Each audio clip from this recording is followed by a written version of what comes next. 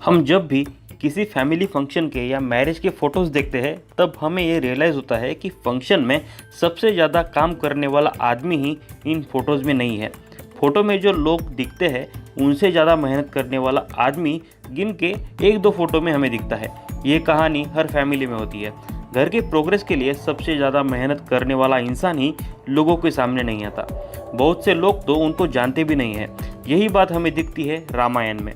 TV पर रामायण देखते समय राम, लक्ष्मण और भरत के कैरेक्टर्स हमें अच्छे से याद है, लेकिन इनका ही भाई शत्रुघ्न के बारे में बहुत कम लोग जानते हैं। शत्रुघ्न जी रामायण में इतने इंपॉर्टेंट क्यों है, ये बात हम इस वीडियो में जानेंगे, लेकिन उसके पहले आप सब्सक्राइब करो ताकि ऐसी दिलचस्प बातें आप तक आती रहे।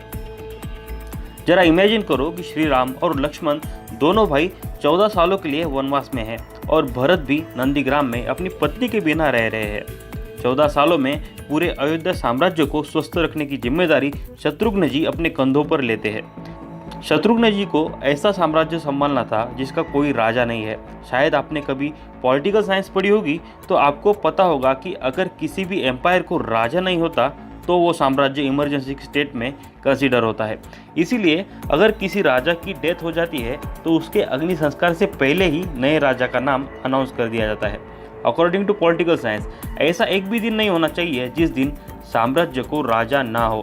शत्रुघ्न जी को यही इमरजेंसी स्टेट में अयोध्या के साम्राज्य को 14 साल के लिए संभालना था। अयोध्या को 14 साल के लिए राजा नहीं, भगवान श्री राम की पादुका की सेवा करते हुए भरत नंदीग्राम में बैठे हुए हैं। दोनों भाई वनवास में हैं। सबके पिताजी तो पहले ही स्वर्गवासी हो चुके हैं। तो फिर 14 साल अयोध्या को संभाला किसने? तो जवाब है शत्रुघ्न।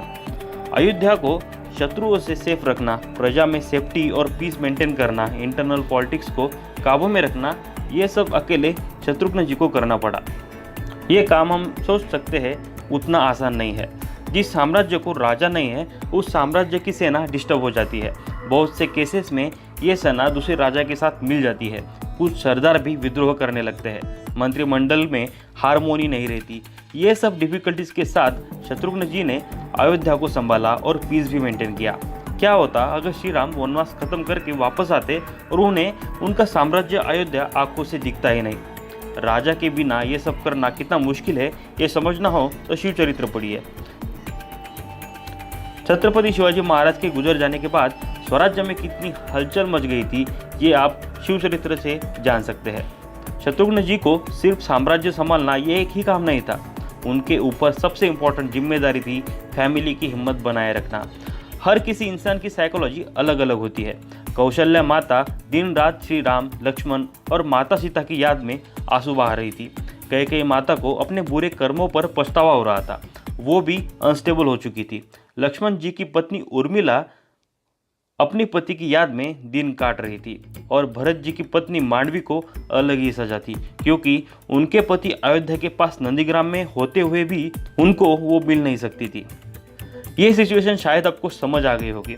14 साल ऐसी फैमिली को संभालना जिसका हर एक आदमी अंदर ही अंदर रो रहा है, ये कोई आम बात नहीं है। शत्रुघ्न जी ने अपना जीवन इसी बात को अर्पण किया कि मेरी फैमिली हमेशा यूनाइटेड रहे। अयोध्या का साम्राज्य और सम्राट दशरथ का परिवार शत्रुघ्न जी ने 14 साल संभाला और वो भी विदाउट एनी कंप्लेंट। इतना करने के बाद भी वनवास खत्म करके श्री राम जब वापस आए तब स्वागत करने के लिए शत्रुघ्न जी सामने नहीं गए। शत्रुघ्न जी ने गुरु वशिष्ठ को श्री राम का स्वागत करने के लिए आगे भेज दिया। बाद में भरत पादुका लेकर आए और राम भरत मिलाप हुआ था, जिसे हर एक भारतीय जानता है। लेकिन इन सब घटनाओं में शत्रुघ्न जी कहाँ पर खड़े हैं ये किसी को पता नहीं था।